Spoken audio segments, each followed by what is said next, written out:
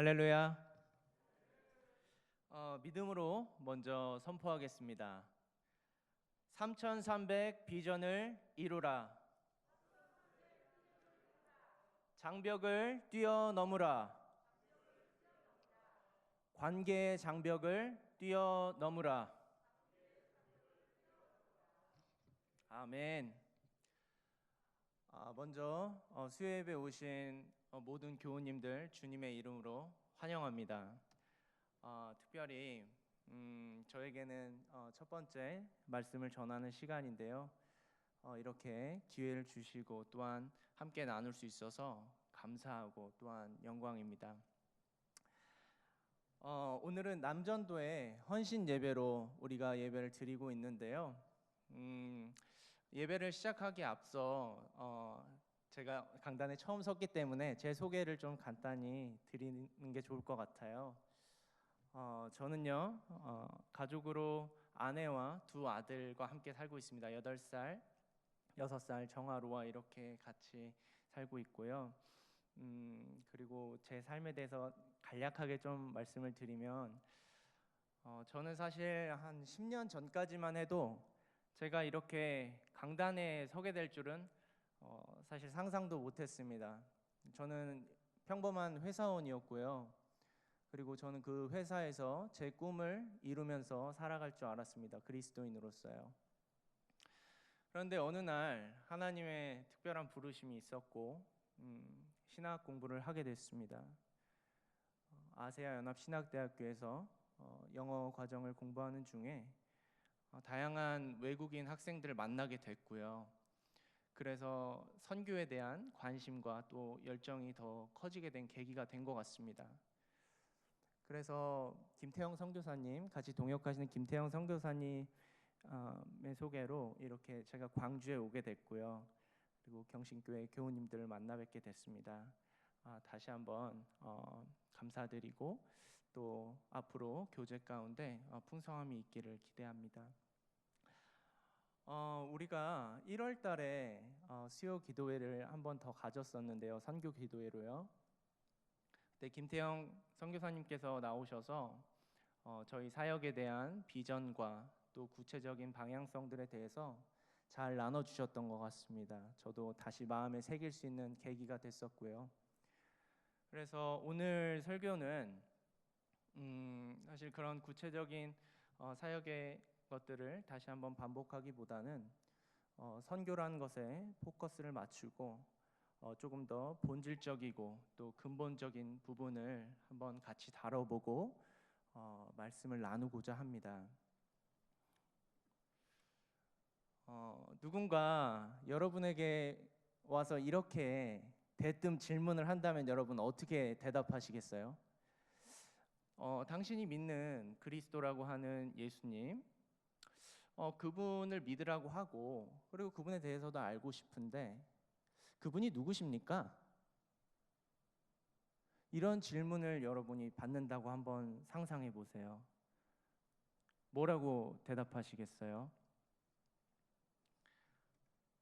PPT를 한번 띄워주시겠어요? 저는 조금 본질적인 부분부터 오늘 말씀을 좀 시작하려고 해요. 저는 우리 주님이신 예수님을 생각할 때 가장 먼저 떠올릴 수 있는 구절 중에 하나가 빌립보서 2장의 말씀이라고 생각합니다. 하나님의 본체이신 예수 그리스도께서 영원하시고 무한하시고 또 죄가 없고 사망이 없고 고통이 없고 질병이 없는 완전한 곳에 계시던 그 예수님께서 이 땅 가운데 오셨습니다. 성육신 하셨죠. 사람의 몸으로 오셨습니다. 무한함에서 유한함으로 또 고통과 슬픔과 죄악이 있는 이 땅 가운데 스스로 자원하셔서 우리에게로 오셨습니다. 그리고 십자가 사역을 마치시고 부활하셔서 원래 계시던 하늘나라 우편으로, 하나님 우편으로 다시 올라가셨죠. 이런 의미에서 예수님의 삶은 이 땅에서 나그네로 살다 가신 삶이다라고 이야기할 수도 있을 것 같습니다. 그래서 제가 나그네에 대한 사전적인 좀 정의를 찾아봤는데요. 본향을 떠나서 특정한 장소에 특정한 시간을 머물다 떠나가니 라는 정의를 갖고 있더라고요. 이런 의미에서 볼 때 하늘에 계셨던 우리 주님께서 이 땅에서 잠시 사시다가 다시 본향으로 가셨다는 의미를 새겨볼 때 주님은 이 땅에 나그네로 왔다 가셨다고 이야기할 수 있을 것입니다. 그렇다면 무엇이 우리 주님이신 예수 그리스도께서 이 땅 가운데 오게 하신 그 이유가 무엇일까요? 무엇이 이 땅 가운데 성육신 하게 되신 이유일까요? 왜 오셨을까요? 이런 질문들을 우리에게 남깁니다. 예수님께서 오신 것은 의심할 여지 없이 우리를 향한 지극한 사랑 때문이었습니다. 우리 각자 개인을 향한 지극한 사랑 때문에 이 땅에 그럴 의무가 없으심에도 불구하고 친히 자원하셔서 우리와 같은 모습으로 되셨습니다. 우리를 살리시고 우리를 도우시고 우리를 일으켜 세우시기 위해서 이 땅 가운데 나그네로 오신 것입니다. 그렇다면 주님께서 이 땅에 오신 분명한 이유와 목적이 있지 않겠습니까? 우리가 이걸 다시 한번, 우리가 아는 것이지만 다시 한번 좀 상기해 보기를 원해요.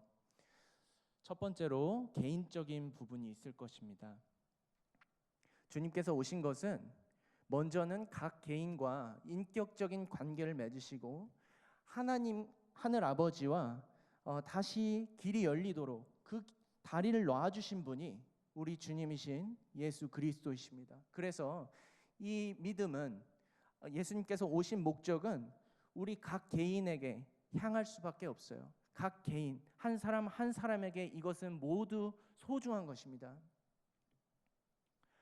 하지만 두 번째로 예수님께서 오신 것은, 예수님께서 원하신 것은 공동체적으로도 아주 중요한 의미가 있습니다.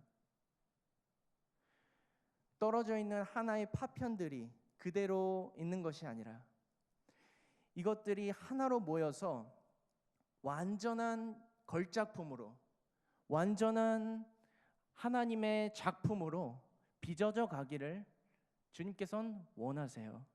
그래서 우리를 교회라는 공동체로 부르셨습니다.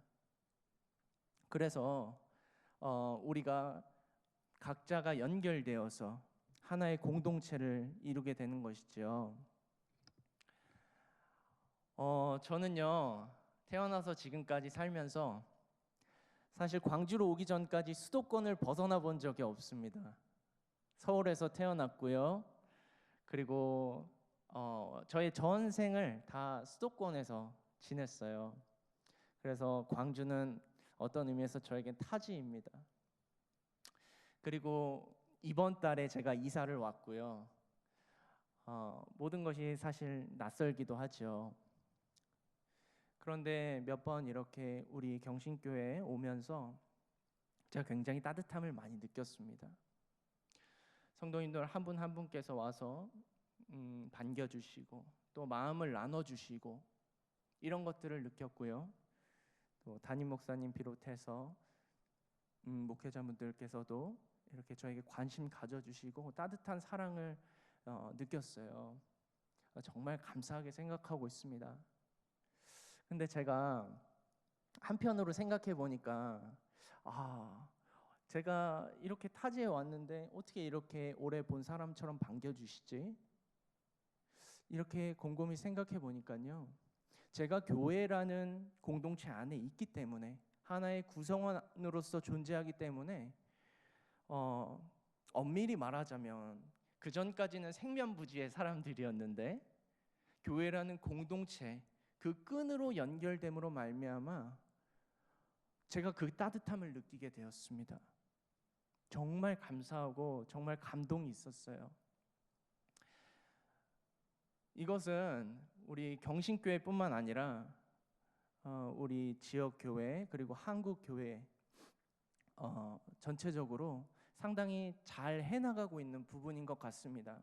물론 이 안에는 아픔도 있죠. 상처도 있고 슬픔도 있고 반목도 있을 수 있습니다. 하지만 하나님께서 이런 것들을 서로 극복하게 하시고 서로 연고를 발라주게 하시고 또 붕대로 싸매게 해주시고, 그래서 비 온 뒤에 땅이 굳듯이 그렇게 다시 또 공동체를 세워나가는 모습을 우리가 보지 않습니까? 그래서 이런 의미에서 여기까지 우리가 참 잘하고 있는 것 같아요. 뭐 코로나로 인해서 최근에 교회에 대한 말도 많고 우리가 더 보완돼야 될 부분도 있지만 하나님께서 우리에게 은혜를 많이 주셨다고 생각합니다. 그런데 오늘 제가 좀 집중해서 말씀을 드리고 싶은 부분은 바로 이곳에 있는 네모 박스에 있는 부분이에요. 사실 이 말씀을 좀 드리고 싶어서 여기까지 좀 길게 얘기를 했습니다.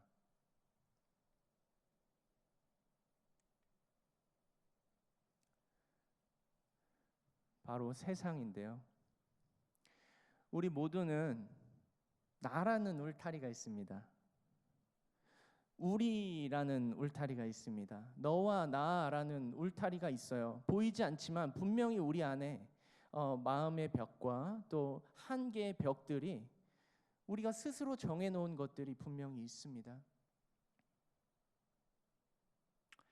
하지만 하나님께서는 우리가 개인으로서 구원받아서 그 개인으로서 개인 구원의 감격을 누리는 것, 이것을 공동체적으로 누리는 것, 교회로서 이것을 넘어서 세상 속으로 이 복음이 스며들길 원하세요. 우리가 잘 아는 말씀 있지 않습니까? 사도행전 1장 8절 말씀인데요.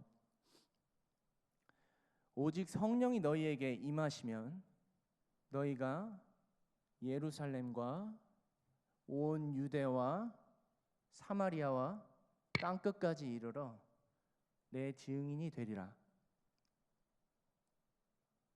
주님께서 말씀하셨습니다. 이 말씀은 특별한 의미가 있는데요. 왜냐하면 아까 그림으로 보여드린 부활에서 승천하시기 직전에 우리에게 남기고 다시 하늘로 가신 그 말씀이기 때문입니다. 우리가 한 사람의 임종을 생각해 봅시다. 누군가의 임종을 보신 적이 있나요? 임종 직전에 사람들은, 가족들은 다 그 사람의 입을 주목합니다. 코끝에서 호흡이 빠져나가기 직전에 그 사람이 남기는 말을 굉장히 귀하게 듣습니다. 그때 시시콜콜한 이야기를 하지 않기 때문이죠. 가장 중요한 이야기를 남기고 떠납니다.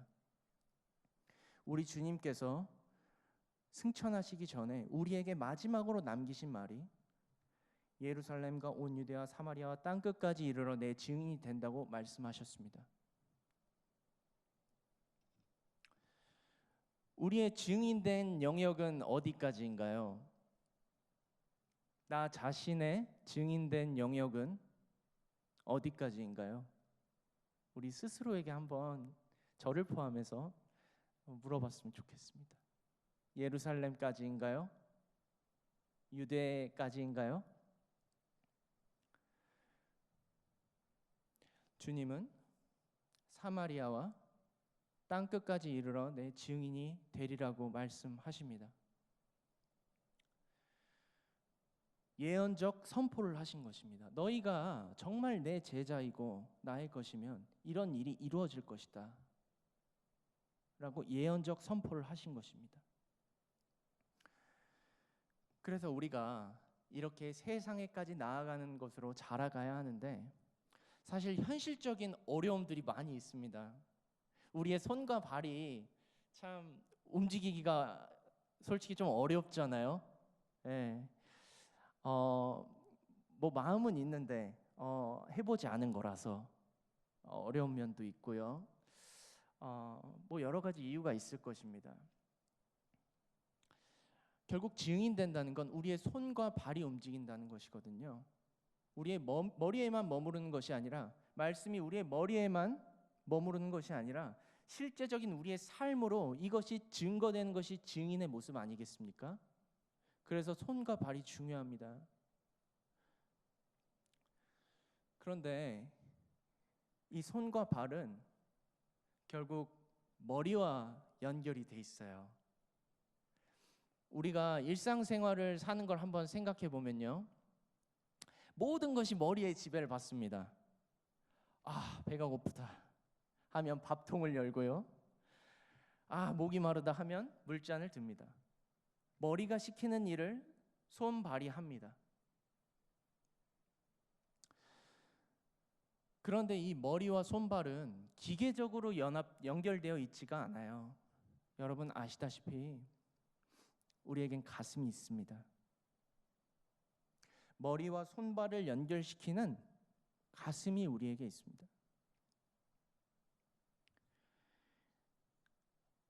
하나님의 말씀이 가슴으로 내려오지 않으면 결코 손발은 움직이지 않습니다. 우리가 안다는 것과 행한다는 것은 사실 좀 엄밀한 의미에서 구분해서 생각해 볼 필요도 있어요. 우리가 아는 바를 가슴으로 담아내야 합니다. 성경의 인물들을 좀 볼까요? 먼저 아브라함의 삶을 보겠습니다. 아브라함은 우리와 같은 이런 66권의 성경책이 없었습니다. 아브라함은 하나님의 한마디, 한 문장, 그것을 붙들고 가슴에 담았어요. 내 본토 친척 아비 집을 떠나서 내가 내게 지시할 땅으로 가라. 이런 구체적인 말씀이 아니었는데, 정말 어떻게 보면 단순한 말씀이었는데 그것이 머리로 있다 그냥 지워지지 않았어요.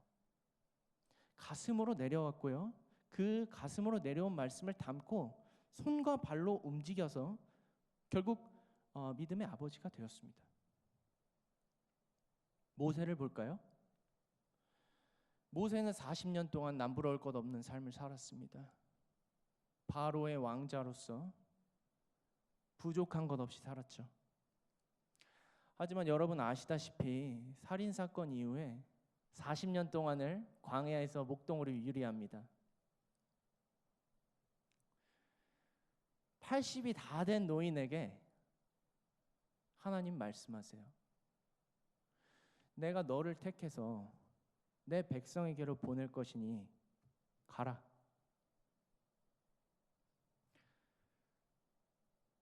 모세가 처음에는 몇 가지 핑계를 대지요. 하지만 그 말씀은 결국 모세의 가슴에 담겼습니다. 그래서 출애굽의 위대한 여정을 우리에게 보여주죠. 베드로와 사도 바울은 어떤가요? 나를 따르라는 주님의 말씀이 그들의 가슴에 심겼습니다. 손과 발로 나타났습니다. 그런데 이 성경의 인물들의 공통점을 한번 보면요, 하나같이 나그네 정신을 갖고 살았던 자들입니다. 이 세상에 적을 두지 않고 하늘 본향을 바라보면서 친히 나그네 되신 주님을 본받아서 그 길을 따르며 천국 소망을 바라보고 갔던 자들입니다. 그래서 우리에게는 나그네 정신을 가슴에 담아야 될 것이에요.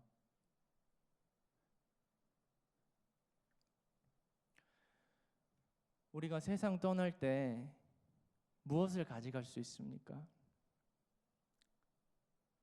우리 이 육신 다 놓고 가야 하지 않습니까?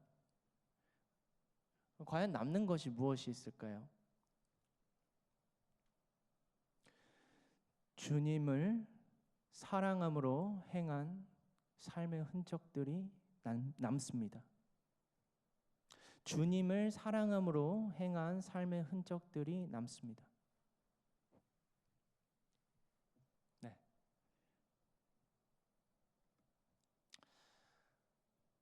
우리가 이렇게 나그네 정신을 갖고 살게 될 때요, 우리 마음에 하나님을 향한 여유가 생기고요, 하나님의 뜻을 담을 수 있는 여유가 생기고 상대를 담을 수 있는 마음의 여유가 생길 것입니다.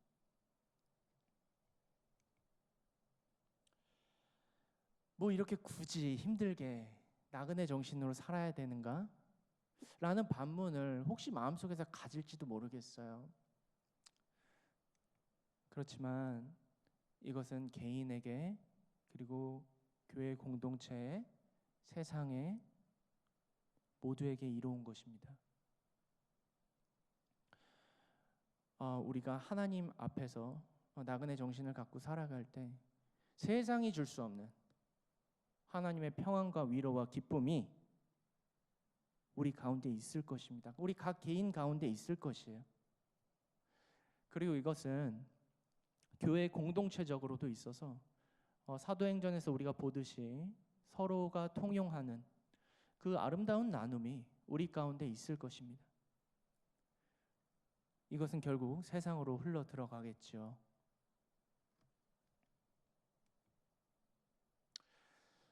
그렇다면 이 세 번째 부분에 대해서 좀 구체적으로, 그러면 지금까지 어떻게 이야기가 진행이 되었는지는 알겠는데 구체적으로 그러면 어떤 것들을 할 수 있을까, 이런 생각이 들게 됩니다.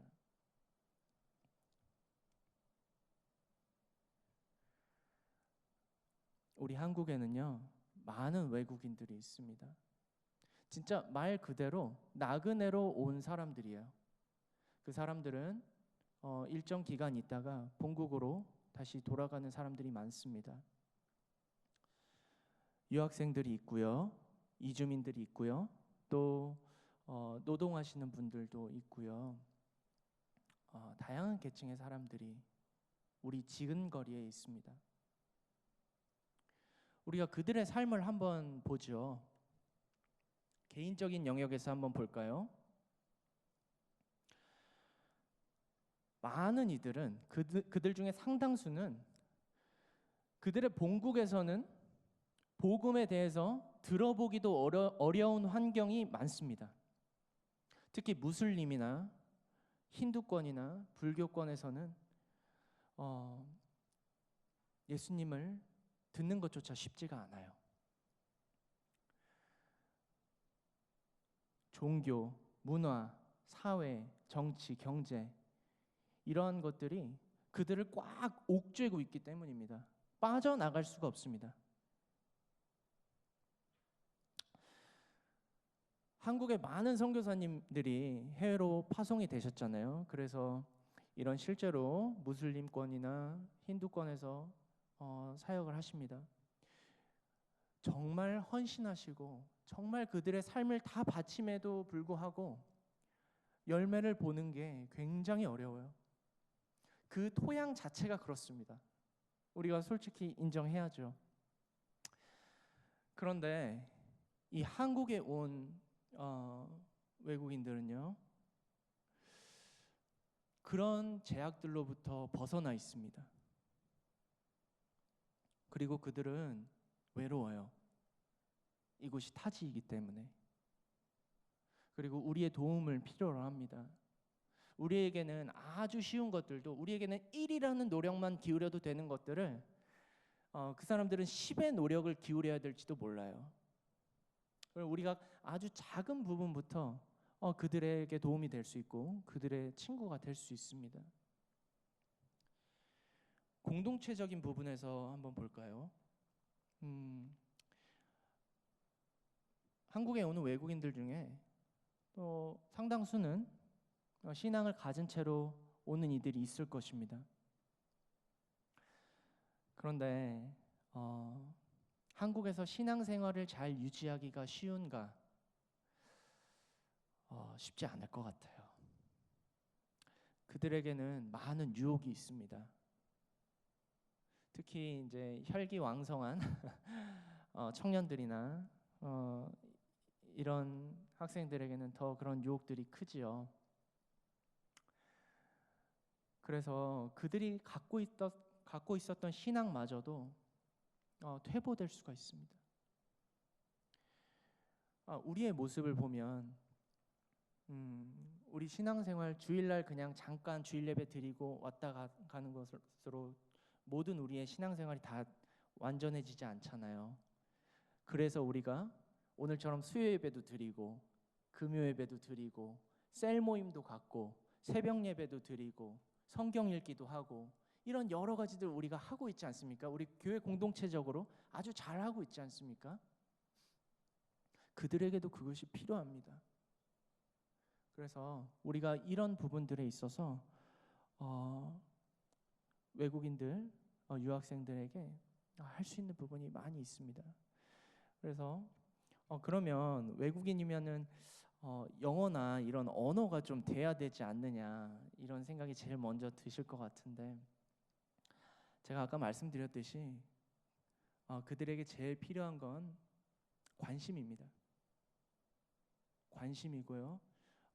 그리고 따뜻한 눈길과 또 외로움을 달래줄 수 있는 함께 시간을 그냥 보내주는 것만으로도 그들의 마음 문이 상당 부분 열릴 수 있어요. 물론 뭐 언어가 되면 그 부분에 은사가 있는 사람이 또 감당해서 할 수 있는 부분이 있으면 되는 것입니다. 각자 달란트를 다 받은 대로 하면 돼요. 근데 문제는 우리에게 정말 나그네 인식을 가지고 나그네를 섬기고자 하는 그 가슴에 하나님의 말씀이 우리의 가슴에 담겼는가를 우리가 반문해 봐야 할 것 같아요. 이게 있다면 어떤 식으로든 손발이 움직일 수 있을 것입니다.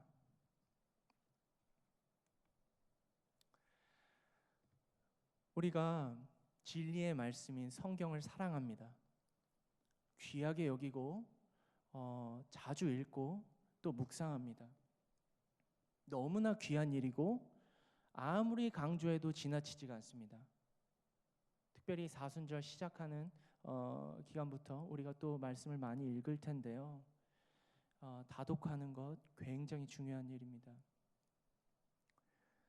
동시에 우리가 읽는 이 말씀이 정말 아브라함에게 그랬던 것처럼 모세에게 그랬던 것처럼 정말 단 한 구절이라도 우리의 가슴에 심겨야 될 것이에요. 그래야 우리가 행하는 믿음으로 나아갈 수 있을 것입니다. 우리의 손발이 움직일 수 있을 것입니다.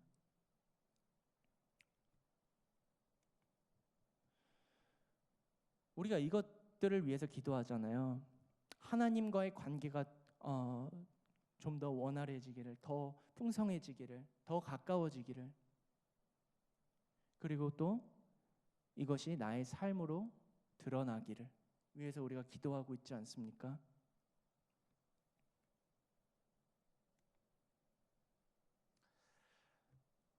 오늘 본문의 말씀을 잠깐 상기해 볼게요. 오늘 본문에서 주님은 이렇게 말씀하십니다. 내가 옥에 갇혔을 때, 내가 헐벗었을 때, 내가 굶주렸을 때, 내가 나그네 되었을 때 네가 나를 도왔다. 그런데 본문에서는 반문하죠. 주님, 제가 언제 그랬습니까? 저는 그렇게 한 적이 없는데요. 주님 말씀하십니다. 지극히 작은 자에게 한 것이 곧 나에게 한 것이다. 우리의 시선은 한없이 위를 향하는 경향이 있습니다. 너무 중요합니다. 위를 향하는데 정작 주님의 시선은 가장 작은 보잘것없는 자에게 향하고 계십니다. 우리가 주님의 시선을 따라가야 하고 주님의 뒤를 따라가야 할 것입니다.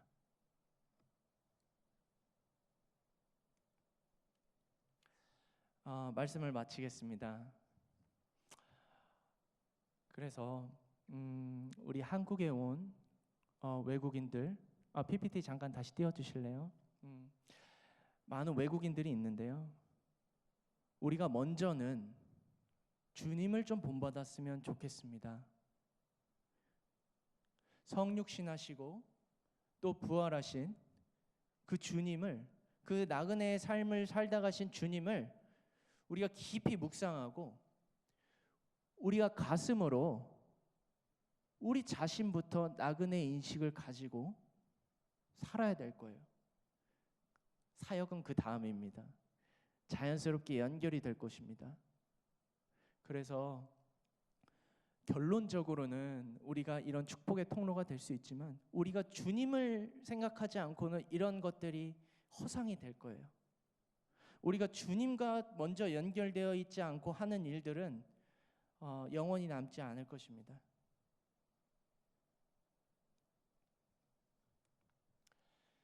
그래서 오늘 말씀을 좀 정리하면요, 본을 보이신, 나그네의 본을 보이신 주님을 따라서 우리 자신이 나그네 정신을 가슴에 품고 손과 발을 움직여서 나그네를 사랑하는 우리 경신교회 모든 교우님들이 되셨으면 좋겠습니다. 우리 삶에 이런 거룩한 습관들이 우리가 갖고 있는 각자 개인의 장벽, 우리라는 장벽, 이 장벽을 뛰어넘어서 우리가 정말 하나님께로 개인이 깊은 차원까지 자라나갔으면 좋겠어요. 이것은 제로섬 게임이 아닙니다. 내가 소진되고 내가 헌신하니까 소진되고 내가 도와준 사람들은 올라가는 그런 제로섬 게임이 아니고 나도 주님 앞에서 다뤄지면서 자라갑니다. 공동체도 주님 앞에서 다뤄지면서 자라갑니다. 그리고 자라는 건 주님이 하실 거예요. 우리는 물 주고 우리가 걸음 주고 우리가 할 수 있는 것들 하면 자라는 건 주님께서 또 하십니다. 윈윈 현상이죠, 말하자면. 그래서 오늘 우리가 주님이 주신 그 삶의 모본을 마음에 품고 나아갔으면 좋겠습니다. 다 같이 기도하겠습니다.